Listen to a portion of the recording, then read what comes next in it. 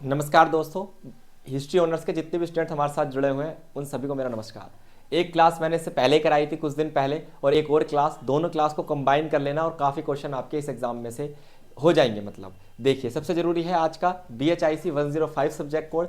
History का भाग third है ये, हिस्ट्री ऑफ इंडिया, जो कि बात करता है 750 से लेकर आप कहेंगे सर 1206। ये पीरियड ध्यान से समझ लीजिए, ये 750 से स्टार्ट हो रहा है ये पीरियड, और कहाँ तक जा रहा है आपका 1206 तक।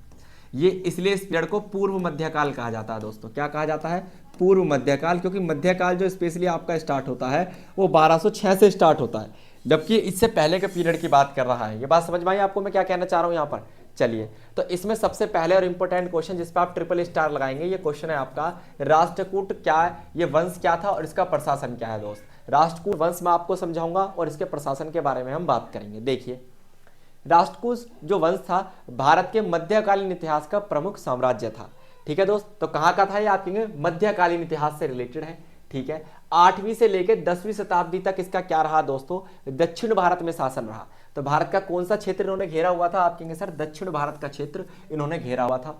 ये साम्राज्य मुख्य रूप से दक्कन क्षेत्र में फैला हुआ था। अब आप कहेंगे सर दक्कन क्षेत्र कौन सा है? जो दक्षिण भी नहीं होता और पूरी तरीके से आप कहेंगे सर पूर्व भी नहीं होता। ये जो बीच वाला जो एरिया होता है ये राष्ट्रकूट वंश का होता है। पूरी तरीके से दक्षिणी भी नहीं होता और पूरी तरीके से मध्य में भी नहीं होता। ये जो बीच वाला क्षेत्र इसे दक्कन पठारी क्षेत्र कहते हैं दोस्त। बात समझ में आई? यह साम्राज्य मुख्य रूप से दक्कन क्षेत्र में फैला हुआ था। और राष्ट्रकूट की राजधानी प्रारंभ में कौन सी थी दोस्तों? मान्यखेत जो थी इनकी राजधानी थी, जिसे आज के समय मलखेड़ कहा जाता है, और ये मलखेड़ राज्य कर्नाटक के अंदर पड़ता है। बात समझ में आई या नहीं आई? इतनी सी बात है कि दक्षिण भारत में आप कहेंगे पूर्व मध्यकाल के समय एक राजवंश हुआ जिसे राष्ट्रकूट राजवंश कहा जाता है। इस राजवंश की राजधानी मान्यखेत थी, और मलखेड़ जिसे कहा जाता है आज के समय कर्नाटक में है दोस्त। और यही हमारा मध्यकालीन इतिहास का प्रमुख वंश राष्ट्रकूट वंश है दोस्त। एक भूमिका तैयार हुई आपकी? नहीं हुई? आगे देखिए, इसी चीज को समझना है आपको।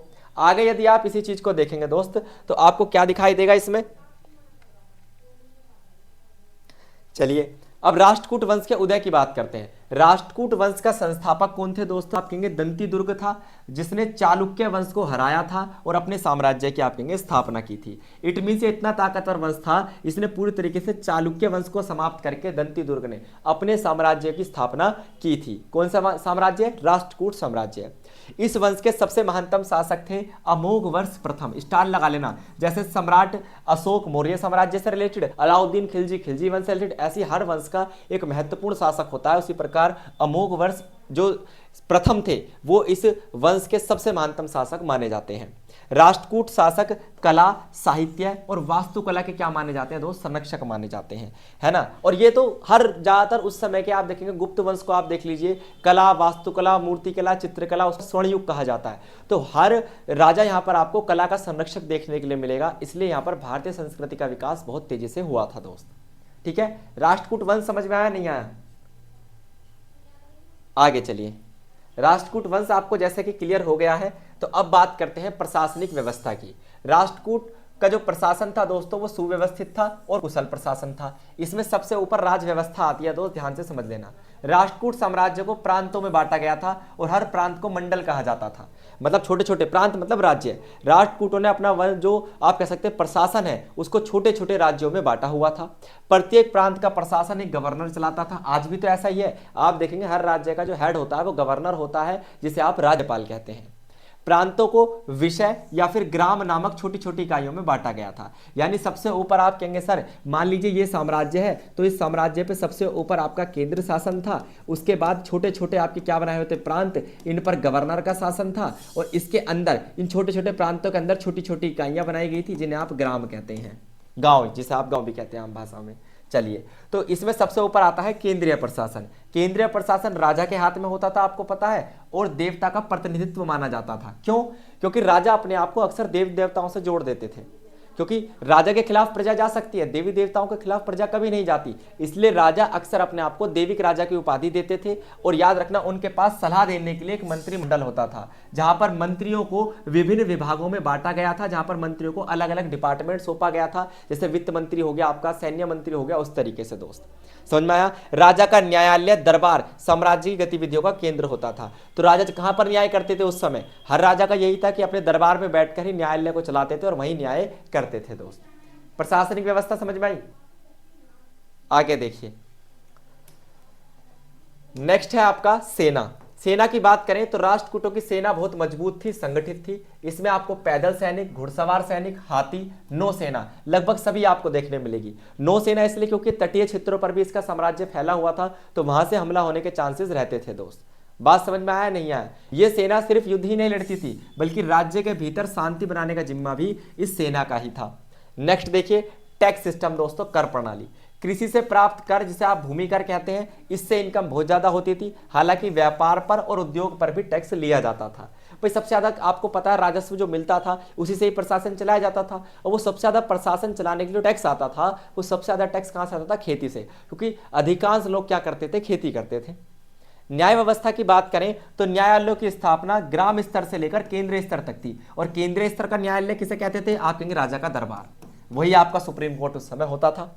ग्राम स्तर पर ग्राम सभा छोटे छोटे विवाद सुलझा देती थी। गंभीर अपराधों के मामले में राजा ही अंतिम निर्णय लेता था। मान लीजिए कोई खून वगैरह हो गया है ना, मर्डर केस हो गया आपका, या फिर बड़ा अपराध हो गया, तो बड़े अपराध में फाइनल सर्वोच्च न्यायालय, और सर्वोच्च न्यायालय कौन है? आपका राजा का दरबार दोस्त। क्लियर? अब भी अगर आपको कॉन्सेप्ट आसान नहीं लग रहे तो दोस्त आप बुक मत पढ़ना, क्योंकि बुक में तो बहुत डिफिकल्ट चीज हो जाएगी फिर। ठीक है, आगे चलिए। बुक तब पढ़ना जब आपको बेसिक अंडरस्टैंडिंग हमारी क्लास से बन जाए। बात करते हैं शक्ति पंथ की दोस्तों। शक्ति पंथ क्या है?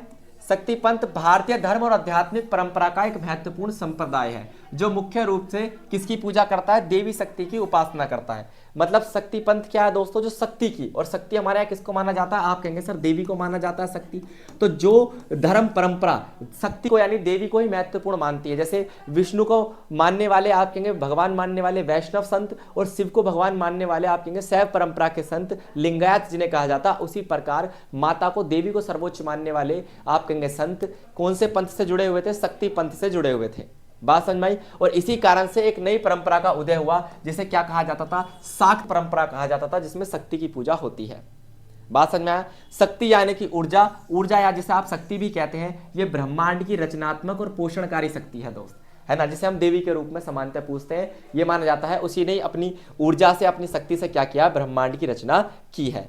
शक्ति पंथ में देवी को सत्ता का रूप माना जाता है, जैसे दुर्गा है, काली है, लक्ष्मी है, सरस्वती, जितनी भी देवी हमारी हुई हैं, उन सभी 9 देवियों की एक तरीके से आप कह सकते हैं उपासना पूजा यहाँ पर की जाती है। ये शक्ति पंथ है। इसको लेकर सवाल एग्जाम में कई बार आया है।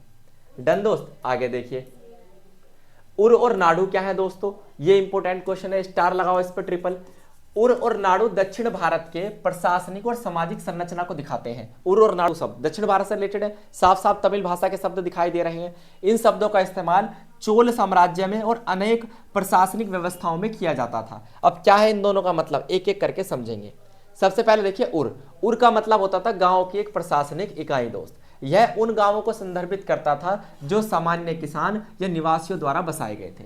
उर मतलब एक ऐसा गांव जिसे किसानों ने या फिर वहां के लोगों ने बसाया है, एक प्रशासनिक इकाई के रूप में। यदि किसी गांव को डिनोट करना है तो उसे गांव न कह के उर कहा जाता था, बस इतना सा है, यानी गांव बराबर उर दोस्त। प्रत्येक उर में एक ग्राम सभा होती थी दोस्त, जिसे सभाई कहते थे उस समय, स्टार लगाना। और ये गांव के प्रशासन को चलाती थी, इस बात पे भी स्टार लगाइए। तो उर को चलाने वाली क्या थी? आप कहेंगे सर ग्राम सभा होती थी।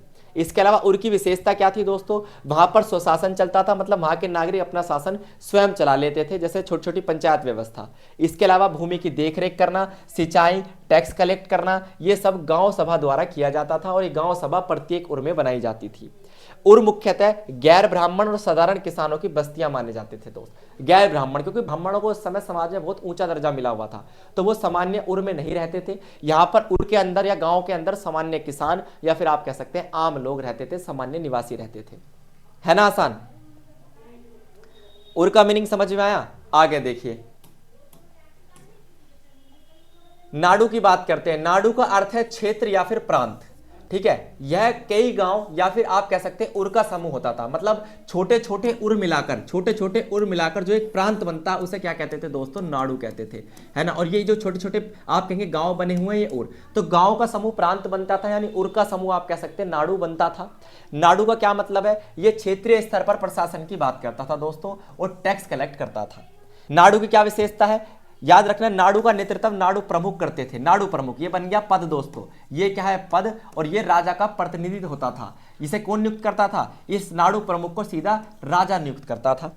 यह अपनी क्षेत्रीय अदालतें चलाता था, इसके पास सेना भी होती थी और आर्थिक गतिविधियां भी ये करता था। भूमि का निरीक्षण करना, सिंचाई की व्यवस्था करना, व्यापारिक गतिविधियों का लेखा जोखा रखना, ये सब नाडु प्रमुख का काम हुआ करता था। बात समझ में आई? तो उर क्या है? आपके गांव है, और नाडु गांव से मिला हुआ समूह एक प्रशासनिक इकाई के तौर पर एक प्रांत क्या कहलाता है? आपका नाडु। नाडु मतलब ब्रैकेट में लिख लेना दोस्त, प्रांत यानी राज्य। बात समझ में आई? उर आज के ग्राम है, गांव है, और नाडु आज का प्रांत है दोस्त। ठीक है, आगे चलिए, चीजों को इस तरीके से तो आपको समझना है। अब बात करते हैं पाल राज व्यवस्था की। बहुत बेहतरीन सवाल है ये, है ना। मैंने आपको राष्ट्रकूट वंश भी कराया इसमें थोड़ा सा, और आपको पाल राज व्यवस्था के बारे में भी अब मैं बताऊंगा। देखो, पाल शासन 8वीं से लेकर 12वीं शताब्दी तक था। ये तो हो गया दोस्तों इसका काल यानी कि समय। ठीक है, ये एक महत्वपूर्ण राजवंश था दोस्तों, जिसे मुख्य रूप से बंगाल, बिहार और उड़ीसा के कुछ हिस्सों पर शासन किया दोस्त। पाल राजवंश कहां पे था? 3 महत्वपूर्ण क्षेत्र मैंने आपको बता दिए, वहां पर था। इस वंश की स्थापना किसने की थी? गोपाल ने की थी, इसलिए इसका वंश का नाम क्या पड़ा? पाल वंश पड़ा दोस्तों। इसका प्रशासन बहुत अच्छा था इस वंश का। यहाँ पर बौद्ध धर्म को संरक्षण मिला हुआ था, कला और संस्कृति के मामले में बहुत आगे था ये, शिक्षा की आप कहेंगे यहाँ पर अवसरों की भरपूरता थी, इसलिए पाल वंश महत्वपूर्ण माना जाता है दोस्तों। बात समझ में आई?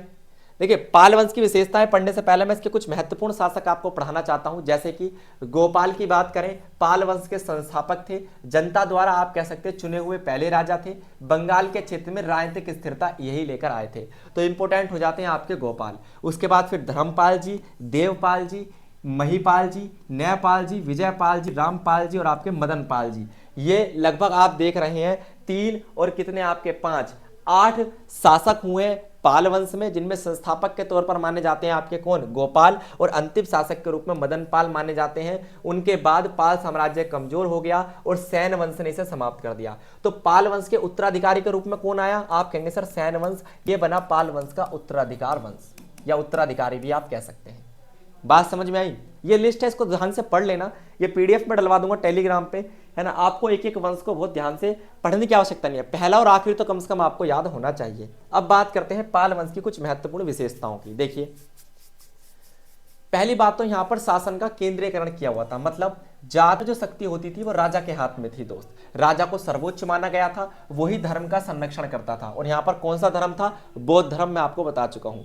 राजा अपने अधिकारियों और सामंतों के माध्यम से राज्य का प्रबंधन करता था। और सामंत क्या होते हैं आपको पता? अभिजात वर्ग या फिर जमींदार वर्ग जिसे कहा जाता है। इनके माध्यम से ही राजा अपने प्रशासन को मजबूताई देता था और प्रशासन को चलाता था। दूसरी तरफ प्रांतीय प्रशासनों की बात करें तो पाल साम्राज्य में प्रांतों में भी प्रशासन को बांटा गया था, और हर प्रांत को जो कहा जाता था, इस पे स्टार लगा दीजिए, हर प्रांत को उस समय भुक्ति कहा जाता था दोस्तों। क्या कहा जाता था? भुक्ति। याद रहेगी इतनी बात। प्रत्येक भुक्ति का प्रशासन एक उपरिक नामक अधिकारी चलाता था। ये तो है दोस्तों राज्य, राज्य का नाम हो गया भुक्ति, और राज्य का जो प्रशासक यानी शासक जो बनता था, हर राज्य का जो शासक बनता था वो था उपरिक आपका। फिर भुक्तियों को आगे छोटे छोटे मंडलों में बांटा गया था। अब ये मंडल क्या यानी कि जिले। बात समझ में आई क्या कहना चाह रहा हूं? बड़े देखो, पूरे साम्राज्य को भुक्तियों में बांटा गया, भुक्ति मतलब राज्य, उसके ऊपर एक आप कहेंगे अधिकारी नियुक्त किया गया जिसे उपरिक कहा जाता है, और फिर उस उपरिक के नीचे ढेर सारे जिले बना दिए गए, उन प्रत्येक जिले को मंडल कहा जाता है, और फिर मंडलों को आगे गांव में विभाजित किया गया था। इस तरीके से आप कह सकते हैं प्रशासन को विभिन्न स्तरों में बांटा गया था। स्थानीय स्तर पर गांव सभाएं, अन्य प्रशासनिक संस्थाएं काम करती थी। गांव स्तर पर स्वायत्तता थी दोस्तों, लोग अपने मुद्दे स्थानीय सभाओं से सुलझा लेते थे। और स्थानीय सभा आपको पता ही है, मतलब पंचायती राज व्यवस्था। गांव स्तर पर अपने आप ही वो अपने फैसले ले लेते थे। किसानों और व्यापारियों को स्थानीय प्रशासन में योगदान देना पड़ता था। स्थानीय प्रशासन मतलब गांव या फिर नगर का प्रशासन। तो आप देख रहे हैं कितनी अच्छी व्यवस्था पाल वंश के ऊपर की गई थी। आप इसका एक चार्ट भी बना सकते हैं कि सबसे ऊपर आपका राजा जो धर्म के संरक्षक के रूप में काम करता था, है ना, ये आप कह सकते हैं प्रशासन का केंद्र था। केंद्र के बाद फिर नीचे आता था इसका भुक्ति। भुक्ति मतलब क्या था दोस्त? आप कहेंगे सर ये होता था प्रांत यानी कि राज्य। इस प्रांत का जो अधिकारी होता था इसे क्या कहते थे दोस्त? उपरिक कहते थे। इस तरीके से आप फ्लो चार्ट बना सकते हैं। भुक्ति के नीचे फिर आपके क्या आते थे? जिले आते थे दोस्त, जिला। और जिले को क्या कहा जाता था उस समय? मंडल कहा जाता था। और फिर जिलों को या तो नगर में या फिर किस में बांटा जाता था? गाँव में बांटा जाता था। और गाँव को उस समय क्या कहा जाता था? आप कहेंगे स्थानीय शासन। बात समझ में आ रही है जो मैं आपको बताने की कोशिश करता हूँ दोस्त? यहाँ पे बताइए।